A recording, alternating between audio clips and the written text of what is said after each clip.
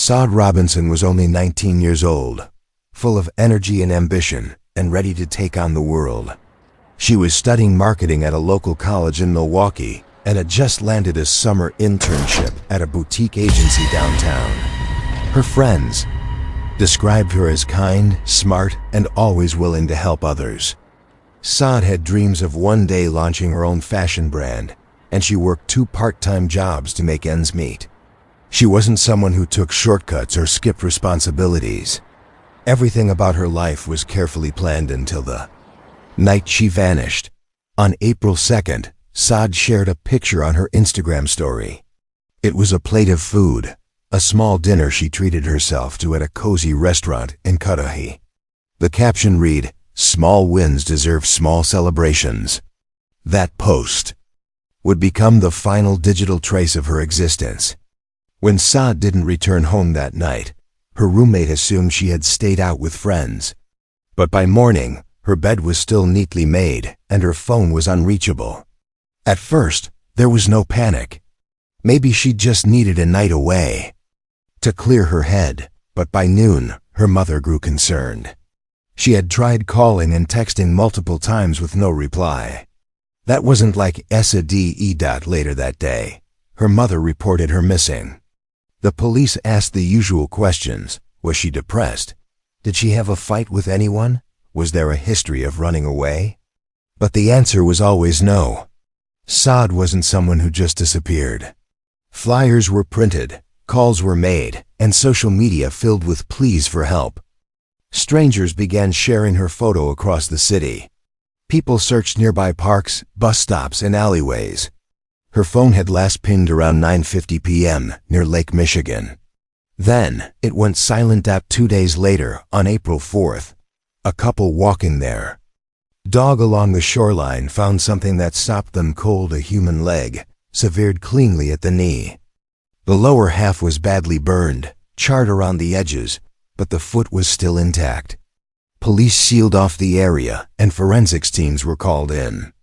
DNA testing was expedited, and within 24 hours, the results confirmed what no one wanted to believe: the leg belonged to Sade Robinson.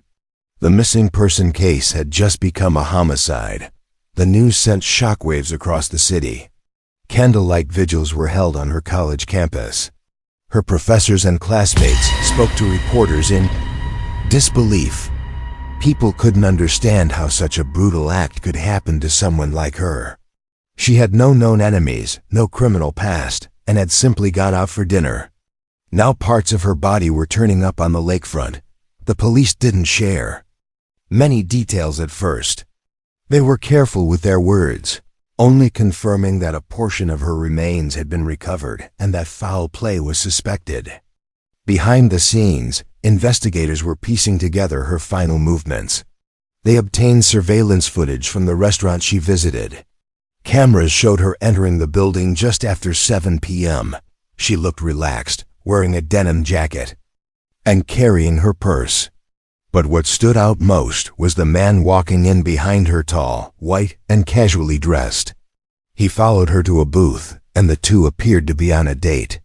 They talked for about an hour, then left together. It was the last time Sade was seen alive. The discovery of Sade Robinson's severed leg had shifted the investigation into high gear. Detectives knew time was critical. They needed to trace her last known movements and identify the man seen with her at the restaurant. Surveillance footage had provided a clear image of his face and clothing. He was white, mid-30s, with a trimmed beard, wearing a gray hoodie and dark jeans. He didn't seem suspicious on camera, just another man out for dinner with a date.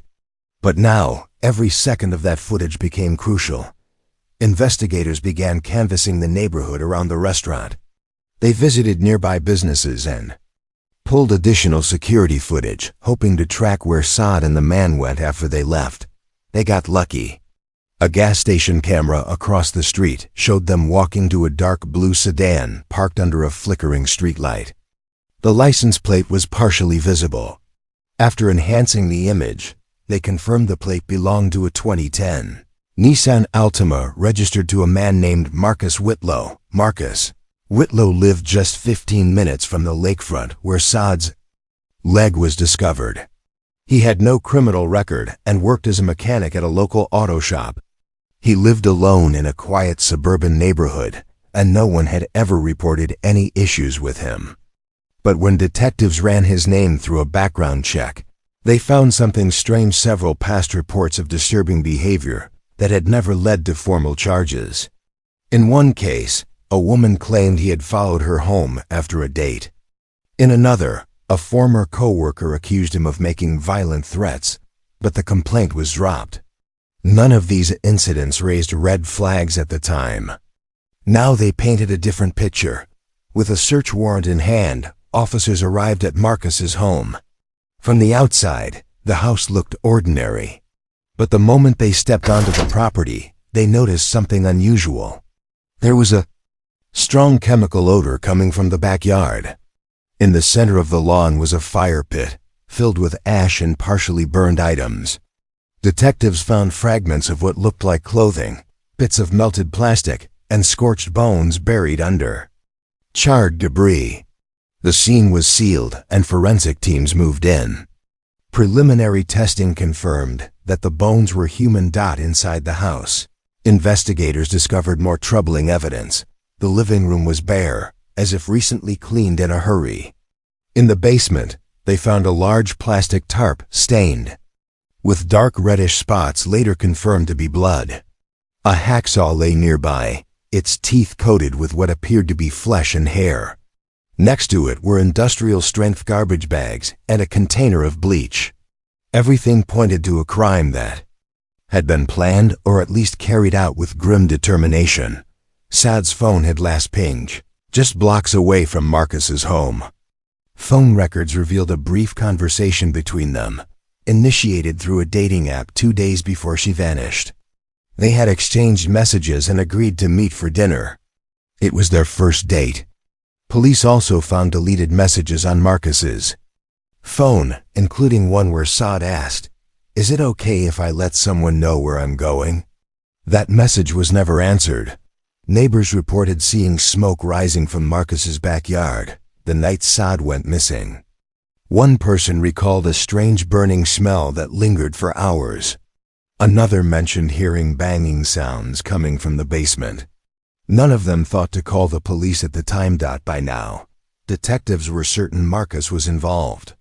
The photo evidence was overwhelming, but one question haunted them: what exactly had happened inside that house? And why would someone go to such horrifying lengths to destroy another human being? The case had just taken a darker, more disturbing turn, and the answers lay buried in Marcus Whitlow's secrets. Detectives knew that what they had found in Marcus Whitlow's home was only the beginning. The blood-stained tarp, the hacksaw, and the fire pit hinted at something far more brutal than anyone had imagined. Forensics worked around the clock, examining every inch of the house. In the basement, luminol testing revealed extensive blood splatter, even on surfaces that had been carefully scrubbed clean. Blood had seeped into the floorboards, the walls, even the seams of an old tool chest. It was clear this wasn't an accident or a moment of rage. It was calculated. The hacksaw found next to the tarp was sent to the lab for analysis. Traces of tissue and hair confirmed that it had been used to dismember Sade's body. The blade had been wiped down but not thoroughly cleaned.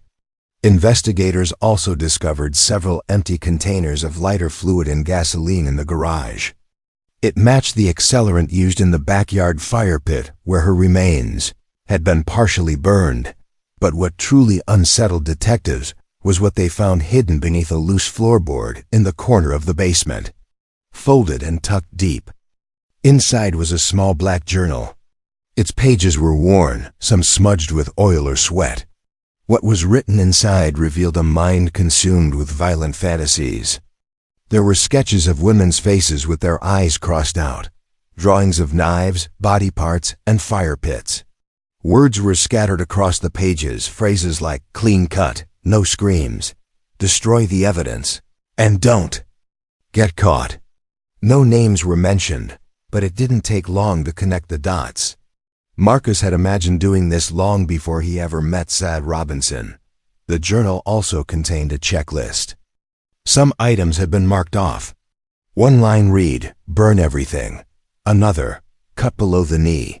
A final chilling note at the bottom simply read, "She trusted me." The journal was enough to crush any remaining doubt about his intent. In the backyard, ground-penetrating radar was brought in to examine the area around the fire pit.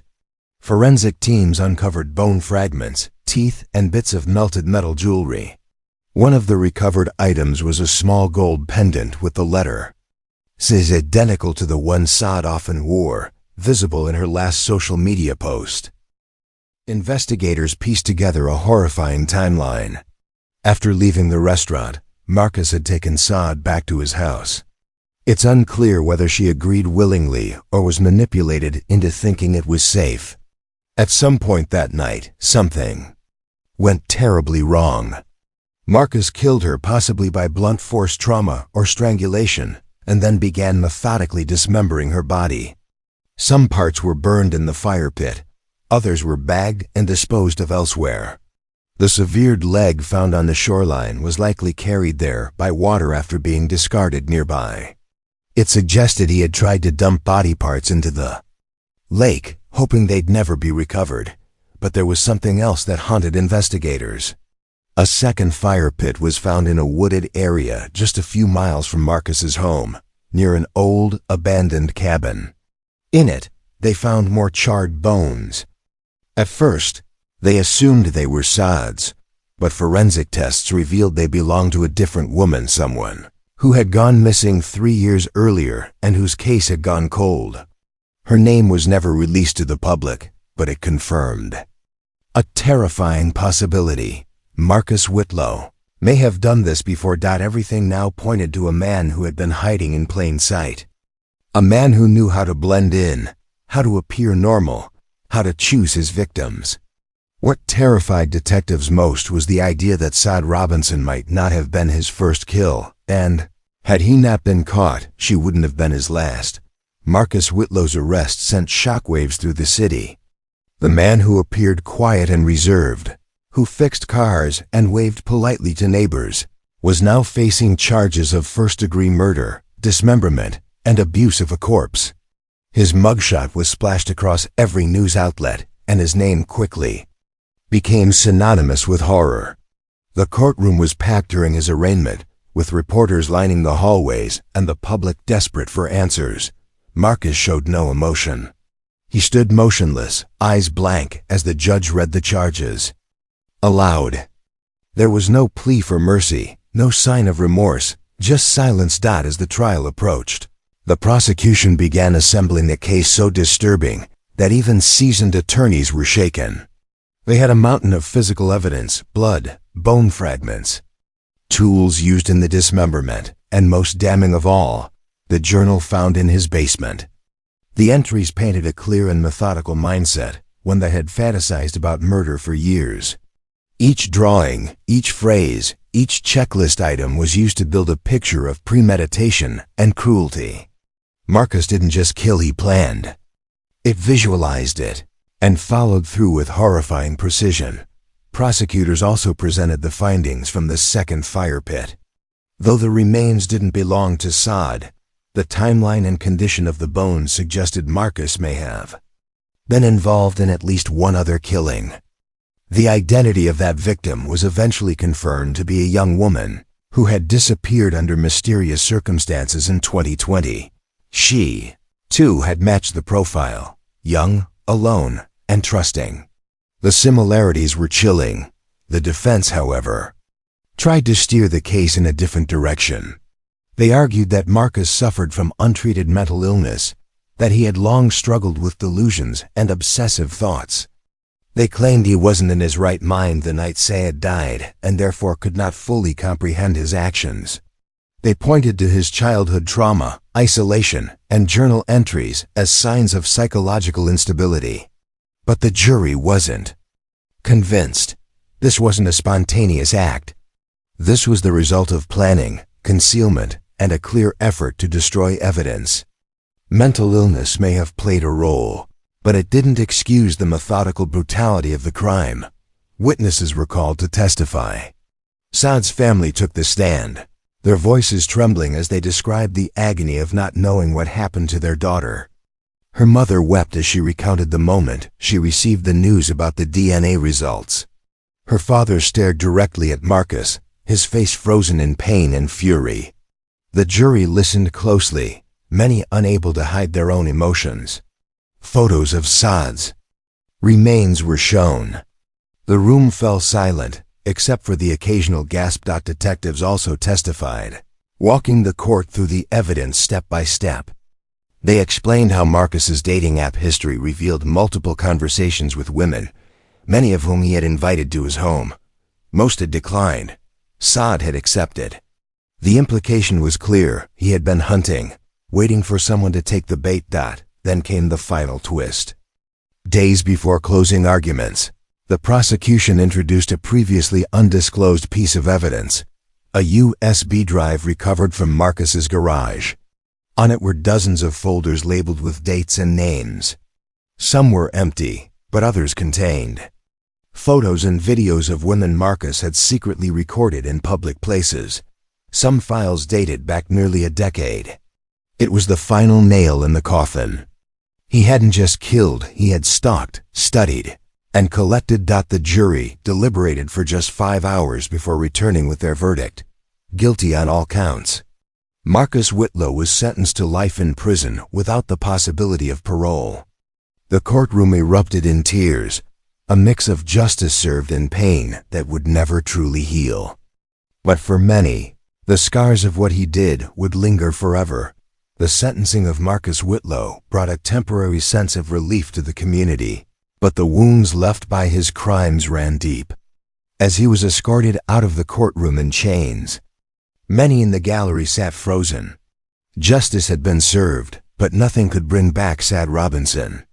The reality of her brutal death, and the questions that still lingered, left a permanent scar on everyone touched by the case. For her family, there would be no true closure. They had buried only parts of her body. Her head and torso were never recovered, and the thought of her final moments haunted them endlessly. In the weeks following the trial, tributes poured in. Sade's college held a memorial on campus where classmates and professors shared stories about her kindness and determination. A scholarship was created in her name for young women pursuing fashion and marketing. Her mother gave interviews, bravely speaking about her daughter's dreams and the importance of protecting other young women. Her voice cracked often, but she remained strong, urging others to be cautious, especially when meeting strangers. She refused to let Sade's story be forgotten. The case also ignited a larger conversation about dating app safety and how easily predators could hide behind screens. The platform Marcus used to contact Sade issued a public statement and pledged to implement stricter identity checks and safety protocols. But the damage had already been done. One family had lost their daughter, and others now feared their loved ones could become the next target. Law enforcement reopened several cold cases in the aftermath. The discovery of a second victim's remains at the wooded fire pit had raised the terrifying possibility that Marcus had killed before. Detectives combed through missing person reports, old tips, and unexplained disappearances. While they couldn't link him definitively to more murders, the evidence on the USB drive photos and surveillance footage of women he had secretly followed left no doubt that he had been stalking potential victims for years. The idea that someone so dangerous had lived unnoticed in a quiet neighborhood chilled everyone to the core. Inside prison, Marcus remained silent. He refused interviews and denied all requests to speak about his crimes. He showed no interest in appealing his sentence, nor did he offer any explanation for why he did what he did. Experts who reviewed his journal and behavior concluded that he was not only methodical, but deeply obsessed with control. By withholding the truth, by never revealing where Sade's remaining body parts were, he continued to exert power over her family. He took pleasure in secrets, even from behind bars. Despite everything, Sade's family found ways to keep her memory alive.